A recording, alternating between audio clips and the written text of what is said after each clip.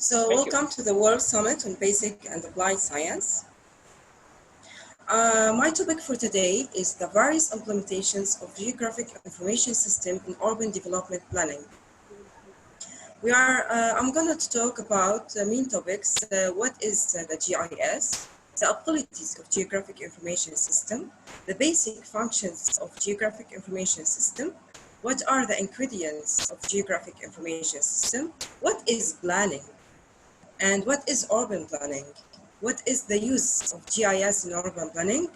The implementation for GIS in transportation planning, the implementation for GIS in water distribution network planning, the implementations for GIS in finding the optimal location for various services like school, pharmacies, hospitals, etc. And the implementations for GIS in modeling the electricity distribution network. First of all, what is Geographic Information System? It's a framework that's gathering, managing, analyzing the data, and rooted in the geographic system. It enables us to analyze subshell locations, organize their information, and visualize this information into maps or 3D scenes. In the Geographic Information System, I use two types of data. Vector data. First, point. What is the point? Point geometry indicates the XYZ position for the feature. So the vector data for GIS represent, as I mentioned, the geographic information. So I represent the geometric feature or the as in a point. For example, if I'm representing a tree, I can use the point. If I'm representing a geometric feature as, for example, like a river, I use the polyline, which the polyline geometry, a series of connected vertices do not form an enclosed shape, and a polygon series of connected vertices that form an enclosed shape. By polygon feature, for example, I can represent a geometric feature like an area, school boundary, sports field, etc. And I have the raster data. The raster data, another type of data using by Geographic Information System. What is it? It's a kind of a way to represent our data by matrix. Matrix, rows and columns of cells. Each cell, we call it pixel. And each pixel has a value in it that connecting to the what? To the surface or to the condition for the area that is covered by this cell. So for example, if I have an ocean or I have, for example, a grassland. So each value in this pixel represent for me what? Represent the color for this grassland. Or if I have a surface and I use the raster data, this value could represent the altitude of this area covered by this pixel. So here are the layer information as I mentioned. First layer, for example, we have the points. Points here could be the cities, river.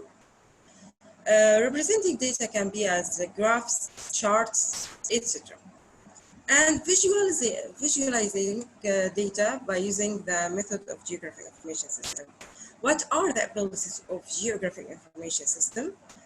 Reveals deep insight into data, actually. It's identifying problems easily. So if I have a problem in one city, if I have alcoholic people in one city, I can identify how many people are there. And for example, build more social center to support these alcoholic people to get over their addiction.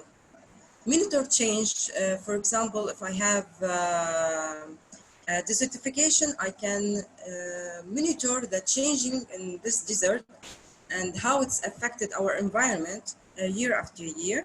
Manage and respond to events. It's easily to, if I have volcano erupted, for example, I can easily detect the areas that are infected by this volcano and send the help to these infected areas as much as possible. solving complex problems, understand trends, what are the kind of jobs that are in growing or growth jobs in this area or in this industry, and what industries are don't have that listen job. So it helps Geographic Information System to understand economy, to help us to develop the economy of the country, set priorities, and perform forecasting. And this I will talk about later more in details. Decision, and that's all actually help us in decision-making process. The basic function of Geographic Information System allows us to view, understand, question, interrupt, and visualize the data into maps, graphs, and reports. Helps users understand question, answer questions to solve problems. So it's a way to help us to answer any questions and solve any problems by looking only at the data. Helps to inquire specific characteristics of data features and finding answer and solutions. Integrates, this will talk more in details, what are the integrates of GIS, and easily help to do statistical and exceptional analysis. What are the ingredients of Geographic Information System? Software. There are key software components. We have what we call a database management, a tool for inquiry, and a tool for input our data. People which are using the Geographic Information System methods, what are the methods you are using for exceptional analysis through the GIS, for example.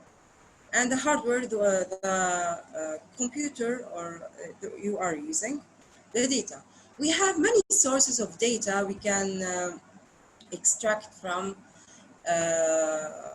and analyze our data through GIS. For example, the remote sensing, the global positioning system, GPS, which enables us to identify any location on Earth. Exceptional data and metadata. Metadata could be, for example, the street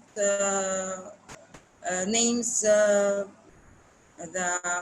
buildings, the householders, and survey engineering data, whether it was cadastral survey or sketching. So I'm able to realize the coordination. And aerial photos, actually also the aerial photos, it's a source of data used by GIS. But what is planning? So I'm talking now about Geographic Information System. Let's talk about planning. A planning in general is a continuous process that follows scientific methods and methodology to accommodate the development occurring in nature, architecture, social and economic aspects. The planning actually has 3 levels. National planning, when I'm putting a general plan for a policy or a policy for the country I'm planning. The regional planning, when I'm planning rural communities or urban communities. And the urban planning, which we are going to talk about in our today's topic. What is urban planning? Urban planning actually is a technical and political process concerned with development and design of land use. So I am planning the land use to what? To build my environment, including air, water, infrastructure passing into and out of urban areas. I can plan transportation, communication, and distribution network.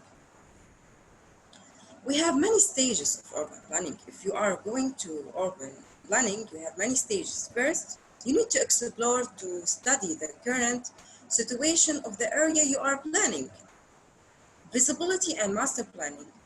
The visibility of mobility, for example, many things like mobility, and master planning, the general plan for the urban community that I'm planning.